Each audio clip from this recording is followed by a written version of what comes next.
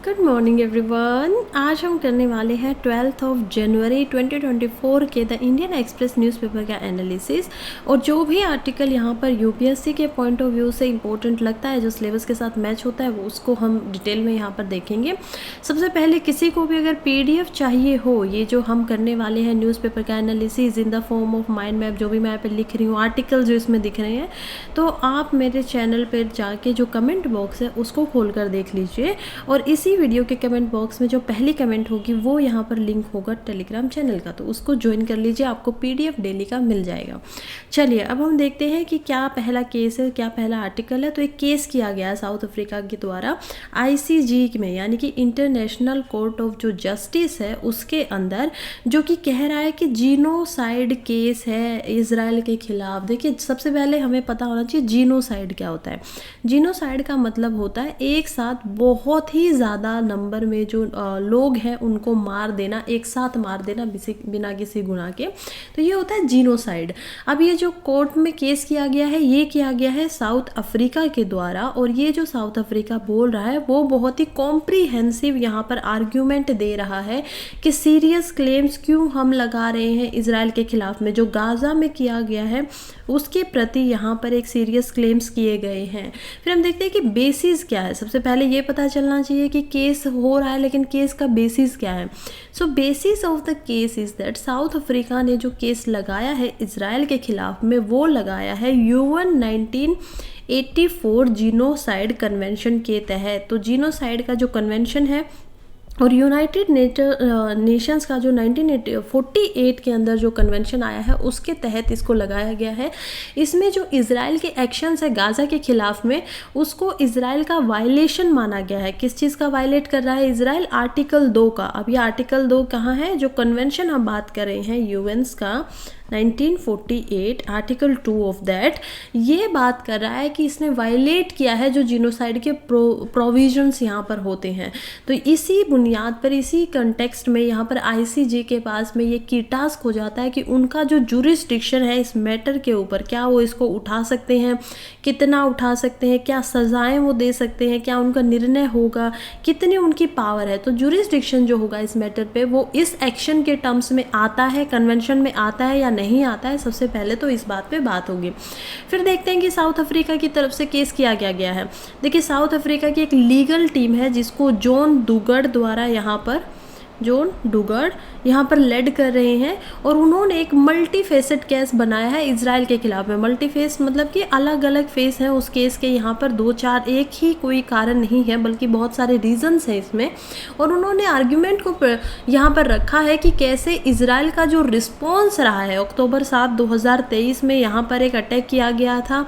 Gaza के कुछ जो सिविलियन लोग थे उन्होंने, या जो भी वहाँ पर एक हमास ग्रुप के लोग थे, उन्होंने यहाँ पर अटैक किया इजराइल के ऊपर, और वहाँ से कुछ 200 प्लस लोगों को इन लोगों ने बंदी बना लिया, किडनैप कर लिया।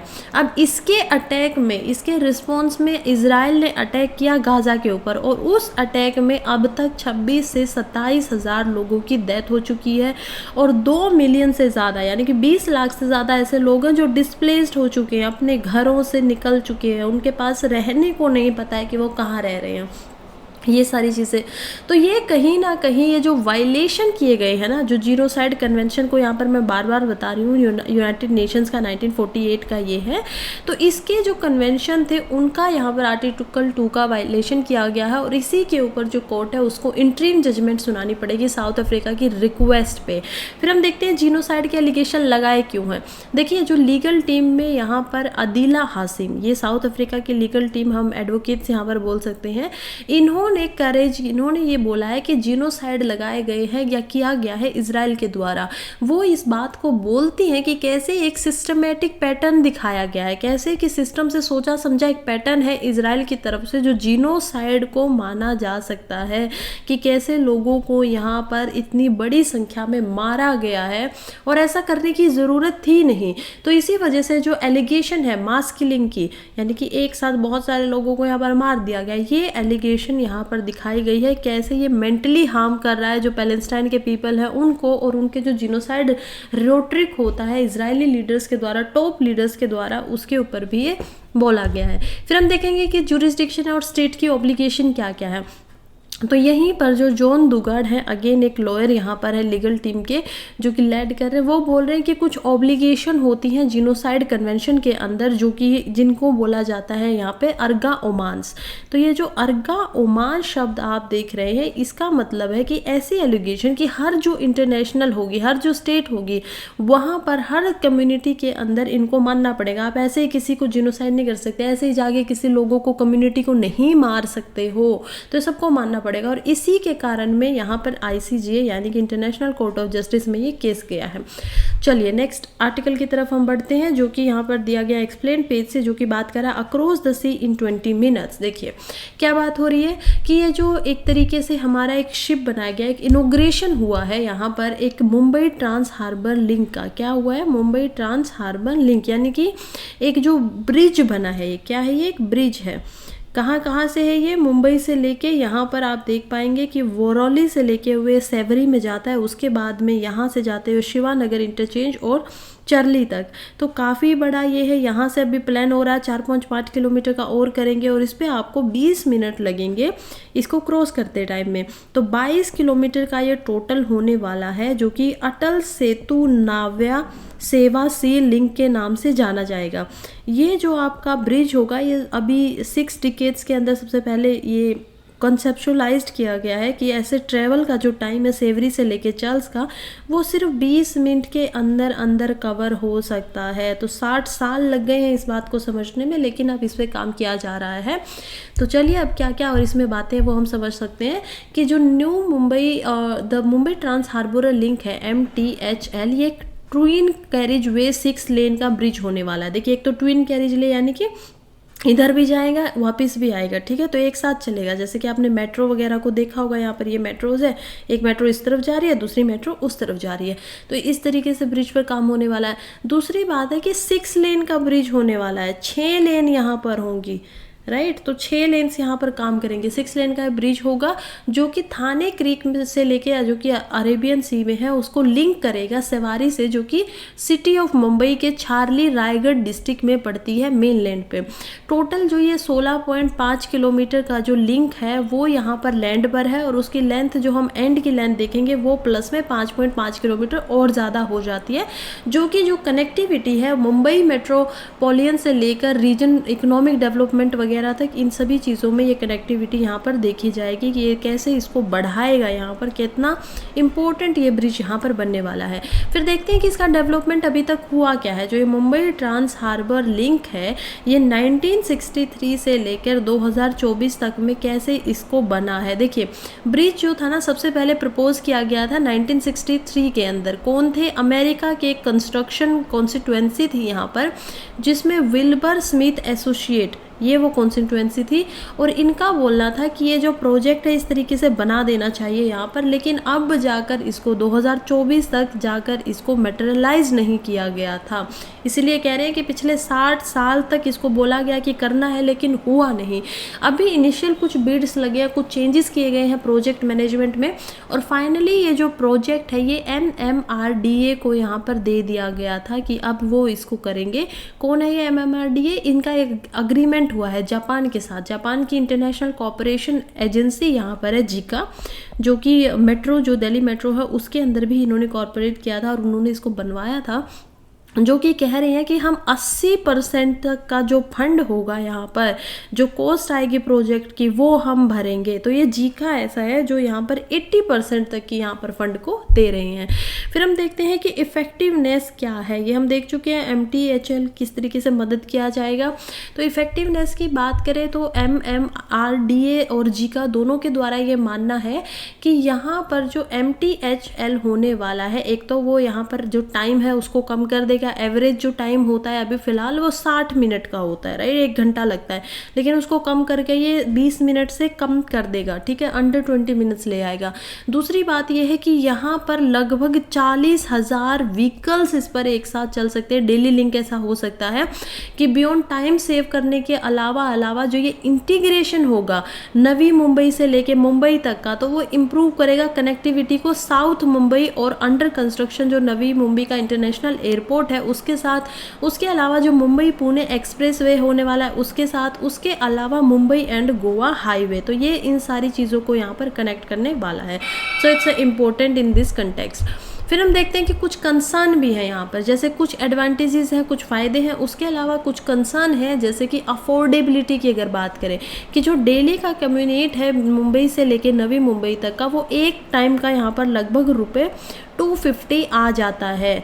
तो इसी वजह से जो ये पैसे जो ज़्यादा लग रहे हैं, एडिशनली जो ब्रिज होगा वो यहाँ पर मेन लैंड जो है आपका, यहाँ पर मान लीजिए यहाँ से तो उससे 10 किलोमीटर आपको एक्स्ट्रा जाना पड़ेगा, तब जाकर आप मेन लैंड से यहाँ पर ब्रिज के ऊपर जा पाएंगे। तो ये और ज़्यादा जो कॉस्ट है उसको बढ़ा देंगे। और अभी तक कोई भी ऐसा पब्लिक ट्रांसपोर्ट फैसिलिटी यहाँ पर अनाउंस नहीं की गई है कि इस ब्रिज के ऊपर आपकी पब्लिक ट्रांसपोर्ट फैसिलिटीज़ चलेंगी या रेल्स वगैरह चलेगी, या फिर यहाँ पर हम देखेंगे कि बसेस वगैरह जाएंगी, तो वो अभी तक यहाँ पर कोई ऐसा बोला नहीं गया है।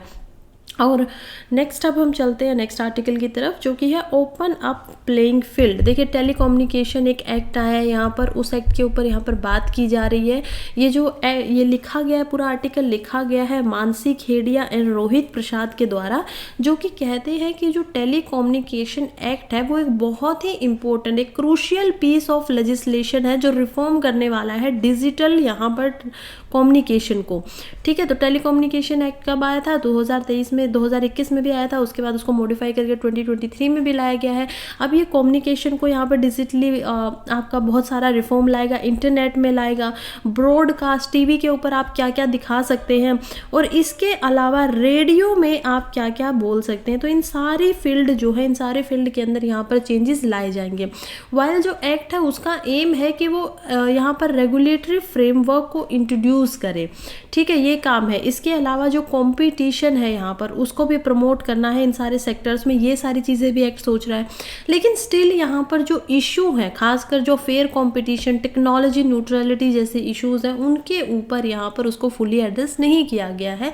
और यही कारण है कि दोनों जो ऑथर्स हैं वो एक साथ मिलकर इस आर्टिकल को लिख रहे हैं, और वो कह रहे हैं कि कैसे टेलीकम्युनिकेशन की जो इंडस्ट्री है उसमें नए प्लेयर्स की ज़रूरत है, कुछ नए लोग यहाँ पर आने चाहिए। दूसरी बात, डाइवर्सिटी बढ़नी चाहिए। डाइवर्सिटी क्या होती है कि विभिन्नता जो होती है, कि एक ही तरीके से एक ही प्लेयर कुछ यहाँ पर काम करे तो उनको चेंज होना चाहिए। कंटेंट की डाइवर्सिटी बढ़नी चाहिए, एक ही तरीके का कंटेंट नहीं दिखाते रहने चाहिए। तो ये सारी चीज़ें यहाँ पर बात की गई है। हम देखेंगे कैसे।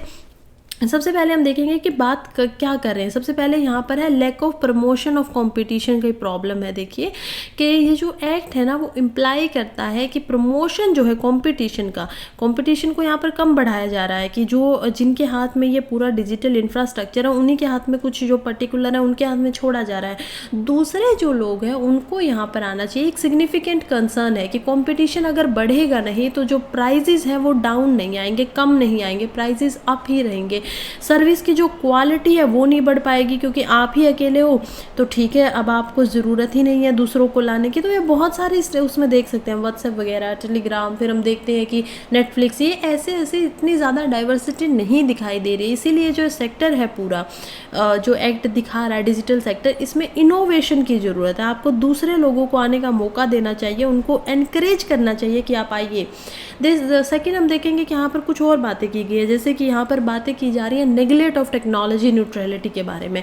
कैसे जो एक्ट है वो एक्नॉलेज नहीं कर रहा है कि टेक्नोलॉजी न्यूट्रलिटी के बारे में, टेक्नोलॉजी को न्यूट्रल रहना चाहिए। ऐसा नहीं होना चाहिए कि वो किसी को फेवर कर रहे हैं और किसी के प्रति यहाँ पर बायस दिखाई जा रही है। तो ये सारी चीज़ें नहीं होनी चाहिए, इसी वजह से न्यूट्रलिटी की बात है। लेकिन एक्ट में ऐसा कुछ दिखाया नहीं गया है, इसकी वजह से कुछ बायसेस हो सकती हैं टेक कॉन्फ़िगरेशंस की तरफ में, खासकर जो अभी इनोवेटिव और ग्रोथ कर रहे हैं शायद उनको ये बायस ना मिले, और शायद उनको जो पैराडिगम मिलना चाहिए था, जो उनको न्यूट्रलिटी मिलनी चाहिए था जाके उनकी और ज़्यादा ग्रोथ बढ़ सके, वो ना मिले। एग्जाम्पल भी देख सकते हैं कि कैसे एक लैक ऑफ टेक्नोलॉजी अगर न्यूट्रलिटी होती है स्पेक्ट्रम के अंदर, तो किस प्रकार से कुछ जो नेटवर्क प्रोवाइडर हैं उनको यहाँ पर इफ़ेक्ट कर सकती है। क्योंकि आप स्पेक्ट्रम दे रहे हैं, आप टीवी के या जो भी आपकी केबल होती है उनको अगर आप फेवर कर पा रहे हैं कुछ को और दूसरे जो आ रहे हैं, तो वो कंपटीशन जो है कहीं ना कहीं जो मार्केट के डायनामिक्स है उनको ये इफ़ेक्ट करेगा, तो it's not a good thing. Next हम देखेंगे जो कि है कि मार्केट के लिए नए प्लेयर्स के लिए भी यहाँ पर जगह लाने की ज़रूरत है। कैसे बोल रहे हैं कि देखिए जो क्रिटिसिज्म किया जा रहा है उसके अलावा एक्ट ने कहीं ना कहीं एक चीज़ तो ओपन की है कि मार्केट में नए प्लेयर आने चाहिए। यानी कि नए प्लेयर से क्या मतलब है कि जो चीज़ यहाँ पर जो लोग जो है मार्केट के अंदर आए और नए आकर अपना दोबारा से इसके ऊपर ग्रिप बनाए। ऐसे ना हो कि पुराने ही जो लोग इसमें है वही इसको करते रहें, तो ये चीज़ जो है वो डिस्टर्ब करेगी जो एग्जिस्टिंग डायनेमिक्स है, आज की तरीके से जो यहाँ पर काम होता है उसको ये थोड़ा सा डिस्टर्ब करेगा, प्रमोट करेगा इनोवेशन को, नए नए आइडियाज़ यहाँ पर आएंगे, आविष्कार यहाँ पर बनेंगे। और जो कंज्यूमर के लिए सबसे ग्रेट ऑप्शन होगा, हमारे पास भी तो वैरायटी आएगी ना कि आपको कौन सा चाहिए, आपको कौन सा यहाँ पर चीज़ें आप देखना पसंद करते हो, जो ज़्यादा अच्छा दिखाएगा, जो ज़्यादा चीप होगा, उन्हीं चीज़ के लिए यहाँ पर हम देख पाएंगे कि यहाँ पर जो मार्केट है, जो कंज्यूमर है, जो इस चीज़ को ले रहा है, उसके लिए ओवरऑल ज़्यादा फायदेमंद होगा। फिर कुछ यहाँ पर राइट के ऊपर ये भी दिखाया गया है कि कैसे यहाँ पर कुछ चैलेंजेस हैं और कुछ अपॉर्चुनिटीज़ भी हैं। देखिए यहाँ पर बात की गई है, जो फोकस है वो है right of way in act. देखिए क्या बोल रहे हैं ये कि जो राइट ऑफ वे है एक्ट के प्रोविजंस के अंदर, वो यहाँ पर सजेस्ट करता है कि एक अडेप्टेबल अप्रोच लाने की ज़रूरत है। अडेप्टेबल जो अप्रोच क्या होगी कि कोई भी सिंगल जो टेक्नोलॉजी है उसके ऊपर यहाँ पर फेवर ना किया जाए। मान लीजिए आप क्या कर रहे हो कि मैसेजेस को यहाँ पर फेवर कर रहे हो कि नहीं ये टेक्नोलॉजी बहुत अच्छी है, या फिर रील्स वगैरह को कर रहे हो, वीडियो उसको कर रहे हो, तो दूसरी जो टेक्नोलॉजी है जो आई जा रही है, चाहे वो वायर्ड हो चाहे वो वायरलेस हो, तो ये सारी जो चीज़ें हैं इनके प्रति बिल्कुल न्यूट्रलिटी रखनी ज़रूरी है, ऐसा फेवरिज्म नहीं होना चाहिए, यही चैलेंज है इसके अंदर। और इन्वेस्टमेंट को बढ़ाने की बात की गई है। एक्ट में ये भी लिखा गया है कि फाइबर के इंफ्रास्ट्रक्चर को यहाँ पर बढ़ाने की ज़रूरत है, खासकर जो फंक्शनिंग होती है टेलीकम्युनिकेशन सेक्टर में। ऐसे इंप्रूवमेंट जो होंगी, इन्वेस्टमेंट जो होंगी, वो सर्विस को और ज़्यादा अच्छे से यहाँ पर बढ़ा पाएंगे, सिग्निफिकेंट रहेंगी सर्विसेज के लिए। तो ये सारा का सारा एक्ट का पूरा यहाँ पर हम ब्यौरा देख सकते हैं कि किस प्रकार से जो टेलीकम्युनिकेशन एक्ट है वो अभी आया है, और उसके अंदर यहाँ पर कुछ मेरिट्स भी हैं लेकिन कुछ फ्लॉज भी हैं, कुछ अच्छाई भी हैं तो कुछ कमियाँ भी हैं यहाँ पर। इसी वजह से एक अपॉर्चुनिटी तो है कि टेलीकम्युनिकेशन इंडस्ट्री के अंदर रिफॉर्म लाया जा सकता है, रिवोल्यूशनलाइज किया जा सकता है उस चीज़ को, मार्केट में कंपटीशन डायनामिक्स को बढ़ाया जा सकता है, इंफ्रास्ट्रक्चर पे फोकस करना चाहिए, इंडस्ट्री में नए लोग आने चाहिए कि आप यहाँ पर आइए, आप लोग काम करिए, ज़्यादा अच्छा इनोवेटिव काम करके यहाँ पर दिखाइए, ये सारे काम होने चाहिए। इसके अलावा जो अब्सेंस है कंपटीशन की, उस अब्सेंस को ख़त्म करना चाहिए, और कंपटीशन इससे ऑटोमेटिकली प्रमोट होगा, बढ़ेगा। तो कंपटीशन बढ़ेगा, तो कंपटीशन ऐसा नहीं होता कि हमेशा कंपटीशन बुरा हो, लेकिन कंपटीशन काफ़ी अच्छा होता है इन टर्म्स ऑफ कंज्यूमर, जिसके लिए कंपटीशन दिया जा रहा है।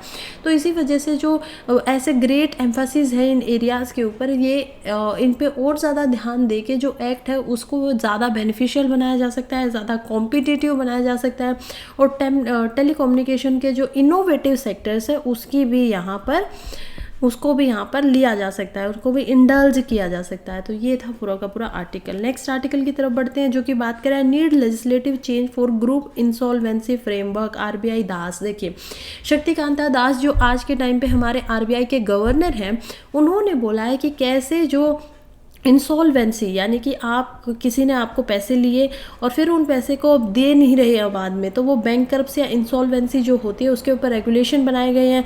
उसको कह रहे हैं कि उसमें लेजिस्लेटिव चेंज की ज़रूरत है, फ्रेमवर्क बदलना पड़ेगा। कुछ लोग होते हैं जो जानबूझकर नहीं देते हैं, उनके ऊपर तो डायरेक्ट केस चलेगा, उनकी जो ज़मीन वगैरह उसको जब्त कर लिया जाएगा।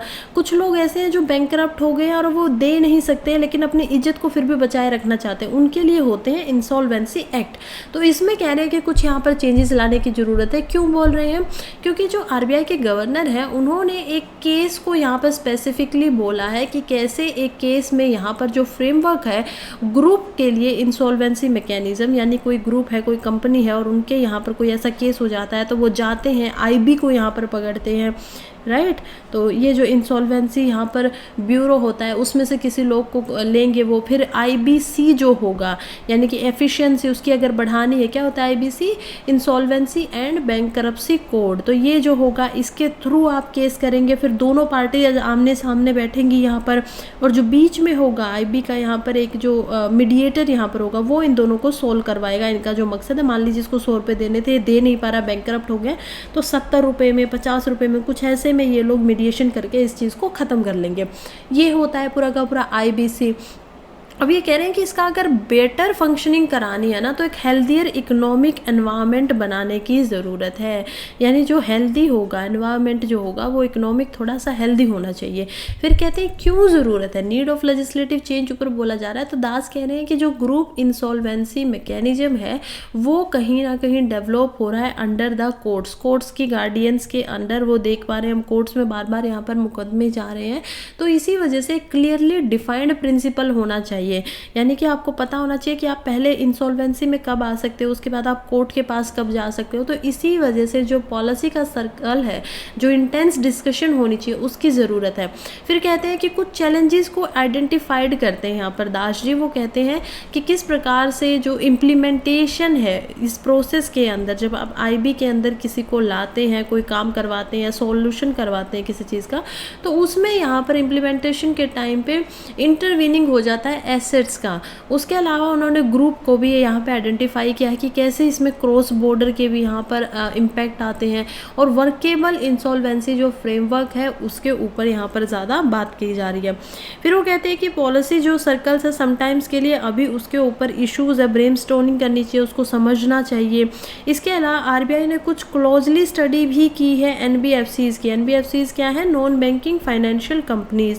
तो रिजर्व बैंक जो यहाँ पर बोलते हैं कि जो एनबीएफसीज़ हैं उनको कंटिन्यूअसली टेस्ट करता रहना चाहिए कि उनके मॉडल जो है वो रिस्क फ्री रह सके, ताकि पहले ही उनके ऊपर ज़्यादा रिस्क ना आए। बार बार आरबीआई की तरफ से हम देखते हैं कि कैसे आरबीआई के जो गवर्नर बार बार कहते हैं कि यहाँ पर आप अनसिक्योर्ड जो लोन्स हैं उनको मत दीजिए, क्योंकि इससे अभी आपको फ़ायदा हो रहा है। शॉर्ट टर्म तो आपको यहाँ पर फ़ायदा हो रहा है, पैसे आ रहे हैं, लेकिन लॉन्ग टर्म ये लोग वापस नहीं करेंगे तो आपका पूरा स्ट्रक्चर ही ख़त्म हो जाएगा। तो इसी वजह से बार बार इनको बोला जाता है। फिर बात होती है मॉडल जो कि एल्गोरिदम बेस्ड होना चाहिए, कि वो बार बार उसको लर्न करता रहे। उनका जो एनबीएफसीज़ के मॉडल हैं वो खुद से लर्न करते रहें और अपने जो रिस्क है उसको कम करते रहे। फिर मैनेजमेंट जो बोर्ड ऑफ डायरेक्टर्स है उनकी भी एक कमेटी होनी चाहिए यहाँ पर, जो एल्गोरिदम्स और मॉडल्स को यहाँ पर और ज़्यादा पॉजिटिव बनाए, ठीक से काम करते उसके ऊपर नज़र रखे। और ये सारी चीज़ें ऐसी होंगी जो इंडिया का बैंकिंग सिस्टम है उसके अंदर और ज़्यादा कॉन्फिडेंस यहाँ पर लेकर आएंगी बैंकिंग सिस्टम के अंदर, और इंडिया की जो ग्रोथ है उसमें भी यहाँ पर एक पार्ट प्ले कर सकती हैं। तो ये सारी चीज़ों का ध्यान रखना चाहिए। फिर यहाँ पर कहते हैं कि देखिए वैसे तो डाटा कुछ पब्लिश किया गया है आईबीबीआई के द्वारा यहाँ पर, जिसमें सीरियस कंसर्न दिखे हैं। जैसे कि 2023 में देखा जाए तो 67% ऐसे केसेस हैं जो टोटल टाइमलाइन होती है 270 दिन की, कि इतने दिन में इनको यहाँ पर आपको वो कर देना है, सोल्व कर देना है, लेकिन उससे भी ज़्यादा वो बढ़ गए, उनको 90 दिन का और एक्सटेंशन दिया गया है। तो ये थोड़ा सा प्रॉब्लम है कि एक एवरेज टाइम जो लग रहा है एक नए केस में, जो कि 2020 से हम 2021 में देखते हैं, तो वो लगभग 468 दिन से लेके 650 दिन का लग रहा है। तो इसी वजह से बहुत बड़ी समस्या है कि ऐसा तो फिर आप किसी कोर्ट में जाके भी करवा ही सकते हो ना, इतना ज़्यादा ऐसा होता है। तो यहाँ पर कोड को प्रायोरिटाइज करना पड़ेगा, फाइनेंशियल क्रेडिट लेस रेजोल्यूशन जो है उसको बनाना पड़ेगा यहाँ पर। तो यही सारी बातें इस आर्टिकल में दी गई थी, और थैंक यू सो मच। आज का ये हमारा लास्ट आर्टिकल था। यूपीएससी से रेलिवेंट जितने आर्टिकल्स थे वो ऑलरेडी यहाँ पर डिस्कस कर दिए गए हैं। Thank you and have a nice day. पढ़ते रहिए, आगे बढ़ते रहिए। All the very best.